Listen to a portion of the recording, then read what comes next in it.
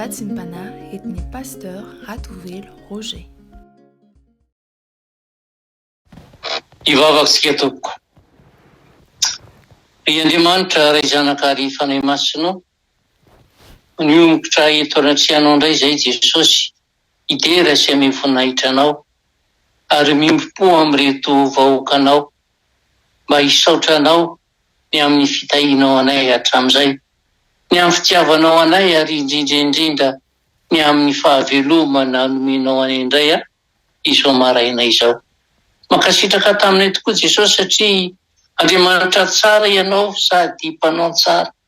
Anehoanao anay foana tokoa ny teninao hoe hatramin'izay niarahanareo tampoka ve moa misy nahory anareo. Tsy diso tokoa Jesosy ary tsapanay mihitsy satria isan'andro ianao dia mamahana anay amin'ny alalan'ny vatsy na ranofo izany na ra-panahy izay ahafahanay mamakivaky ny tontolo-piainanay eo alatrehanao.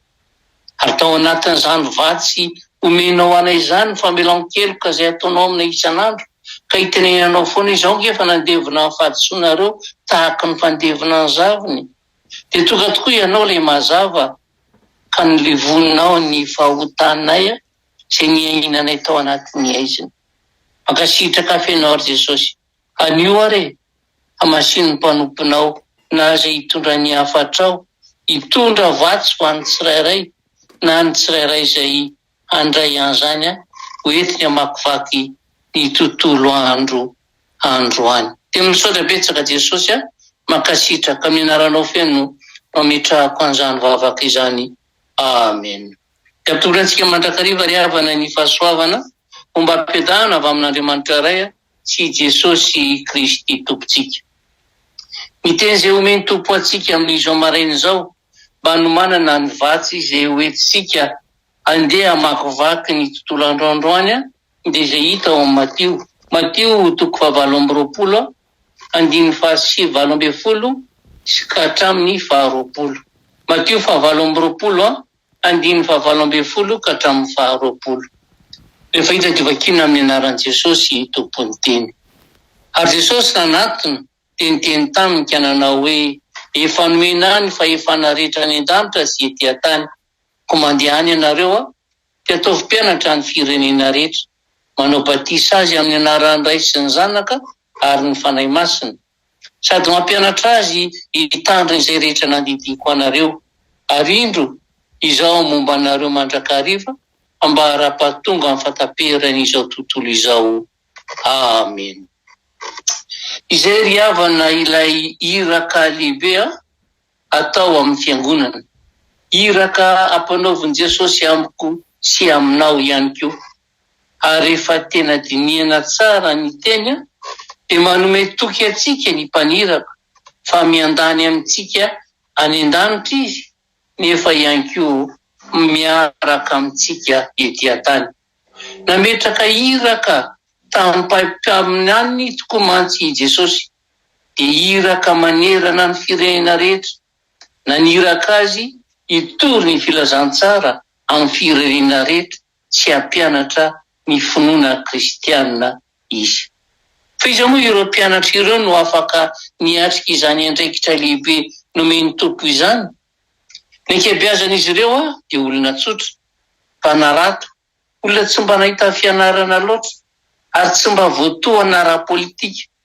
Ny zava-magaga nefa dia ireo mihitsy no ny rahan'ny tompo ary 10 taona ny vitsy fotsiny dia efa voaheliny ny filazantsarani Jesosy Kristy. Inona ary no tsy ambaratelo nahafahany nahatanteraka izany iraka izany? Tsy inona fa ny teny fikasana nomeny tompony, ny lehibeany, teny fikasana nomeny azy ireo mba hiainan'ireo raha naniraka azy ilay tompony. Voalohany tamin'izany ary dia ny hoe efa nomenay ny fahefana rehetra any an-danitra sy ety an-tany. Manambara izany teny fikasana izany ry havana fa eo am-pelatanan'ilay mpaniraka tanteraka ny fahefana feno ary fahefana tsy nangalarina. Velon' Jesosy ankehitriny ka izy no tompon'ny fahefana faratapony. Ary vony izy ny anohana anireo izay nirahana ho any amin'ny asany. Finoana no azahoana mampiasa ny heriny.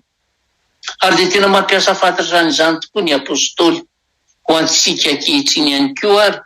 Aoka isika tsy jery na hibanjina ela loatra ilay fahalementsika. Ary eo ko tsapantsika fa tsy toa ilay naniraka antsika, ka afaka manome antsika ny hery hataterahana izany. Ary zay nge no ilazany Paoly hoe fa ny adalan'izao tontolo izao no novidian'Andriamanitra hampamenatra ny endre. Titeny amiko sy aminao izany teny izany hoe io fahalemenao indrindra no nividianan'Andriamanitra anao, hanao ny asany ary hanamarinany anao fa hiaraka aminao hatrany izy na dia eo aza izany fahalemenao izany. Ny faharoa kosa dia hoe indro izao mombana olona mandrakarivo. Tsy miteny fotsiny amintsika ny tompo amin'izany teny izany rehefa fa miandany amintsika ny an-danitra ihany izy, fa mbola miteny ihany koa fa miaraka amintsika eto ambony tany indrindra koa izy. Manambara izany fa miaraka amintsika izy amin'ny asany rehetra ataontsika, ny amin'izay rehetra ilaintsika sy manahirana antsika. Ary dia eo mandrakariva ny fampahirezany, ny fanampiany rehetra rehefa reraka isika. Ary dia matoky amin'ny teniny izy, ka aoka isika atoky azy ihany koa. Ary amin'izany aza manana amin'ny ampitso ianareo ny tompo, fa ny ampitso hanany azy, ampo an'ny andro ny ratsy miseho aminy, ary apetrao amin'Andriamanitra ny fanahinareo rehetra, fa izy no miay anareo. Indrisy tokoa ry havana fa miainao anatin'ny tontolo ty tena sy mpikaroka-fafinaretana ary feno herisetra izay aniliana miariary ny foto-kevitra ara-moraly nentin'ny finoana kristianina isika ankehitriny. Ary mety ho kivy ny kristianina eo anivon'izany toe-javatra izany, ary na dia ianao io koa aza dia mety ho reraka rehefa misaina an'izany toe-javatra entin'izao tontolo izao izany, nefa ihany koa etsy an-daniny ny fanahinany fiainana dia mety hahatonga ny kristianina hifikitra amin'ny zavatry ny tany izay mety hiala tampoka aminy, satria io zavatry ny tany io no vonjy-taitra mora azo nefa mora levona. Fantatry ny raintsika izay ny an-danitra nefa izay ilaintsika. Ko isa-maraina dia hoy izy amintsika hoe manana pahandalana le indray ianao androany ary eo anatin'izany dia mombanao ary fantatro izay ilainao, ko nahoana ianao no sahirantsaina mihevitra ny ampitso. Ny filazantsara ry havana dia milaza amintsika ny amin'ilay vehivavy izay nanolotra farantsa roa ho fanatitra ao an'Andriamanitra. Ilay farantsa any sisa toko ivelomany, araka ny voasoratra ao amin'ny Lioka 2:1-4 raha hitantsika an'izany. Ary hitan Jesosy izany fihetsin'izany. Dia lazantsika ny vatsy izao maraina zao ry havana hoe aoka isika toky an'Andriamanitra ny amin'izay ilaintsika isan'andro. Aoka isika hiantehitra amin'ny tompo ka nahaka ny fatokiany mpanao salamo, ka nilazany hoe ireo rehetra ireo miandry anao mba homenao ny haniny amin'ny fotoana. Fa hoy koa si Paoly apôstôly raha nanoratra amin'ny Filipiana izy hoe aza manahina inona na inona, fa aoka ny fivavahana sy ny finoana mampisaorana no entinareo manambara ny fangatanareo amin'Andriamanitra amin'ny zavatra rehetra. Izany ry havana no tsy ambaratelo ny fiaina-sambatra, fiainana feno fatokiana ny fikarakarany tompo, fa sady miandany anao eto tany izy no miandany anao ihany koa any an-danitra, satria ilay efa naniraka anao no tompo ny fahefana rehetra na ety an-tany na any an-danitra. Ko mahireza ry havana fa ho marina aminao ny teny hoe fa indro ahombanao mandra-bara-pahatonga amin'ny fataperan'izao tontolo izao, ary aza matahotra fa efa nisy any mpandovan'ny fanjakan'ny lanitra ianao. Amen. Dia rahalahy za raha voninahitra sy fankasitrana feno natolotra ianao Jesosy malala, ny amin'izany teny fampanantenana ny menao anay izany, mba tsy hanananay fanahina satria efa voasoratra ny an-danitra tokoa ny ilany anaranay.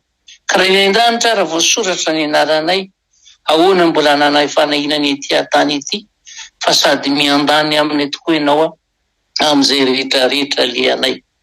Fa izany tsy izany ary anefa Jesosy dia ampio zay, teneno zay mba hibebaka sy hiala amin'izay ratsy isan'andro isan'andro, ka tena mba hatoky lalandavanao, hanana fiarahana aminao, fireketana aminao tanteraka. Ka ny onay Jesosy fa ianao tokoa ilay efa naniraka anay andeha amin'izao tontolo izao, ka hitory ny filazantsara arambara ny asanao eran'izao tontolo izao. Jereo ary reto vahoakanao izay niaonanao teto androany, ary hamarino aminazy isan'andro Jesosy fa isaky ny jery andreo tokoa ianao dia hanasoa azy sy hitay azy. Dia minkasitraka Jesosy, tenenao aminazy ary torony aminazy ny tsodranao masina, ka hitenenanao hoe tsy efa nandidy anao ary ve ahy mandehana amin'izao herinao zao, fa tahako nombako miseso nombako anao, tsisy hajanona anao amin'izay rehetra lianao. Ka na inona ataonao dia tongava aminao araka izay irinao. Dia tolotra ianao dera sy ny hatsara amin'ny voninahitra Jesosy, famindrampo sy fitahiana meo anay tsirairay aby, ary tany mafy izay mba tena hiaraka aminao mandra-pialanay ety amin'izao tontolo izao ety. Saotra Jesosy eo. Aleloia. Amen.